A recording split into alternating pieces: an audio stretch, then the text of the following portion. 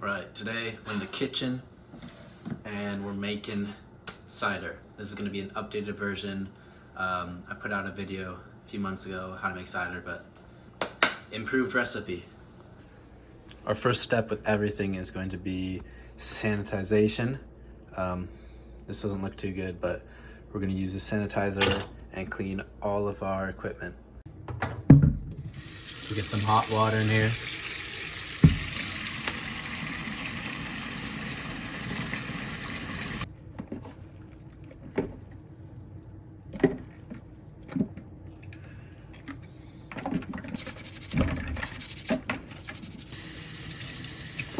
Okay, both of the airlocks have been cleaned. I'm just hoping this surface is pretty sanitary. Filled the water lines, and next we'll clean these.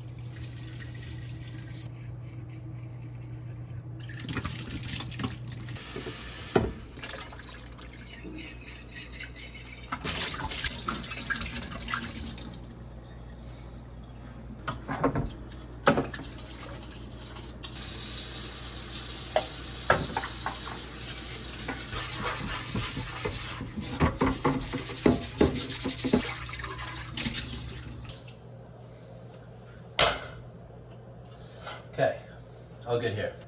Now our next step is going to be heating this up with some brown sugar.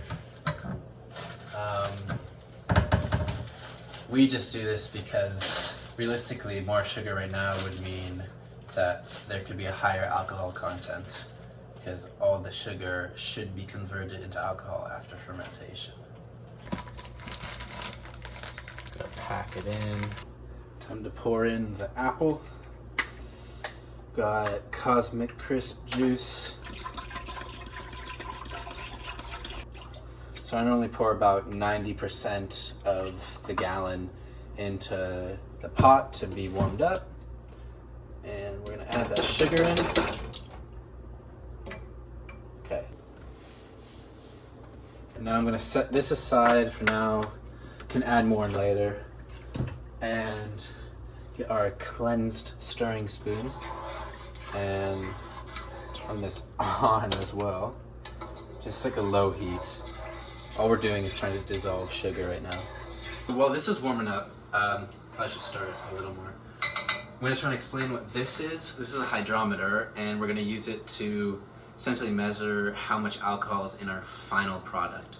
So what we do is we're going to pour some of this solution into this, put the hydrometer in there, and it's going to float and move based on how much sugar content is in the solution.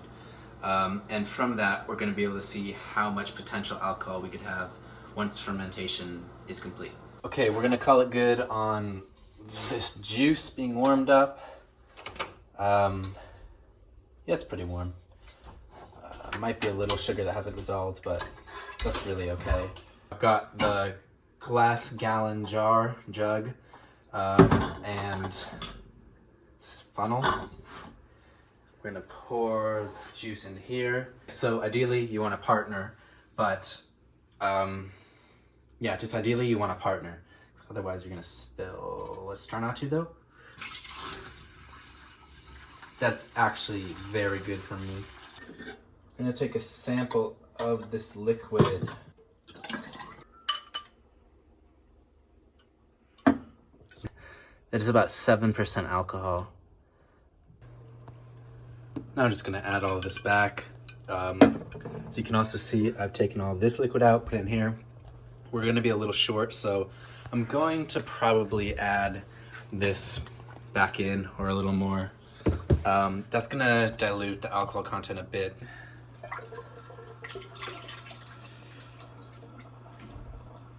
We'll call that good. So there's a little left. Now time to add the yeast. This is the strain. It is AB1.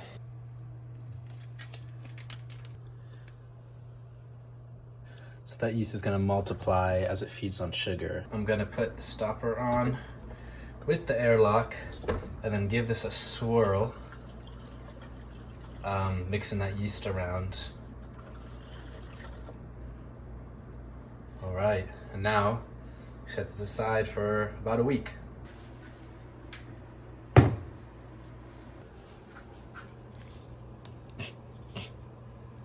So now making this batch, the difference here between this batch and the other one I just made is that I'm not adding sugar to this one. Just warming up this other batch.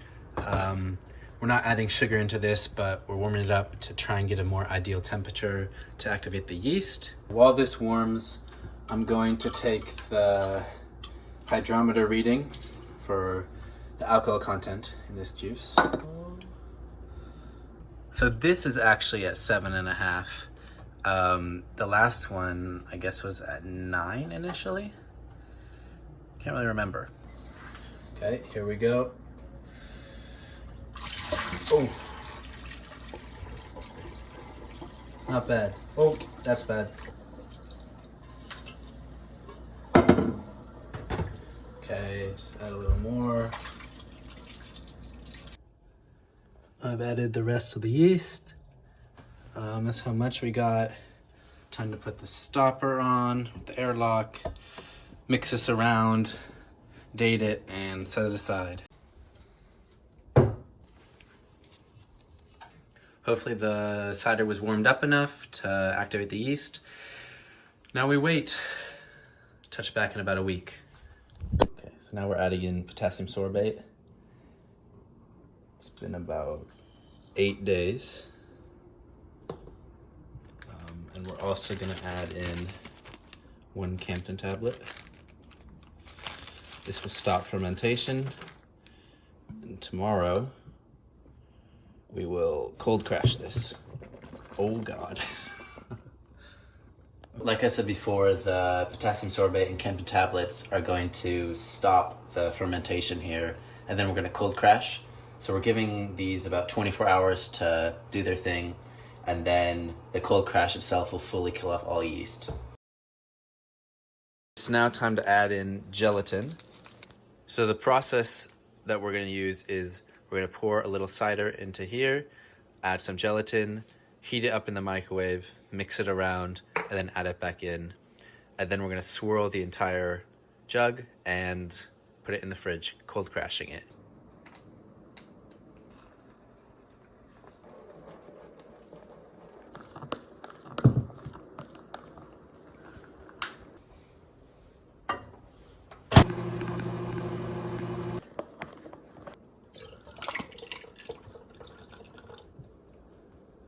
Give it a little stir, move that gelatin around. Gelatin is now inside of the cider, and I'm actually going to put this cap on top of both of them, and then I'm going to just put them in the fridge. This is the cold crash part of it. Now I'll let these sit for about a week, and I'll update you in a few days about how the clarity is looking. It's only been about 12 hours, but you can already tell that the gelatin is working its magic. These are much clearer than yesterday. You can see the gelatin at the top. We definitely used too much, but we'll use a cheesecloth to get that out. But yeah, so my initial thought of waiting a week is probably gonna be an overestimate, and we'll just wait about 3-4 days in the end. It's now been 3 days. We're gonna filter out this residue at the top using a cheesecloth, and we're gonna sample the cider. So right now we're prepping the cheesecloth, which will go on top of this, and we'll pour the cider through that contraption, and we'll pour it into here. This will just contain the cider for a little bit, and then after that we'll pour it back into the jug.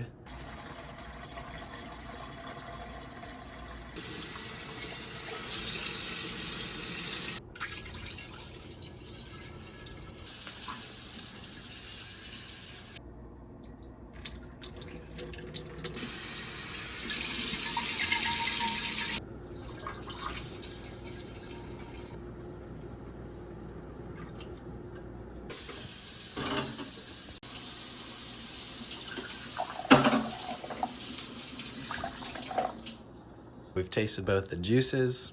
The verdict is in. They're good. This one had no sugar. This had 1/3 of a cup of sugar. We kind of prefer this one. Anyways, good luck making your own batch. An additional extra step you can do is keg and carbonate your cider. So that's what we're gonna do today. Step 1 is sanitization.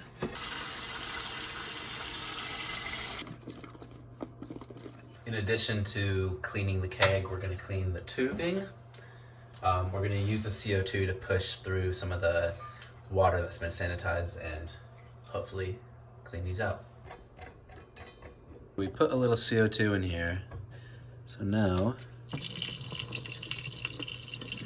So here we have our gas tank, CO2 tank connected to this modulator thing here. And this gauge tells you how full your gas tank is. So we want it in the green where it's full. And then this gauge tells you your pressure. So you have the PSI is the outer red ring, and then the inner ring is in bars, the blue one. And so we wanted about 14 maybe PSI is what we're aiming for. Keg has been cleaned. This tubing has been cleaned. And the cider is going in. Cider is now inside the keg. Just closing it up.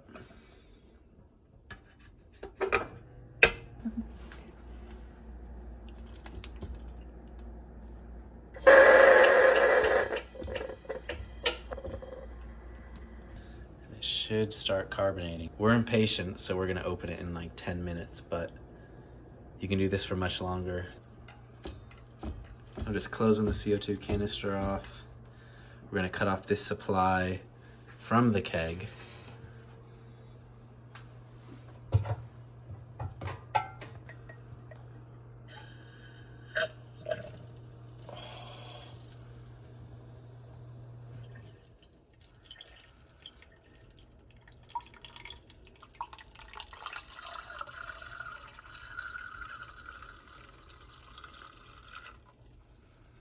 There it is, carbonated.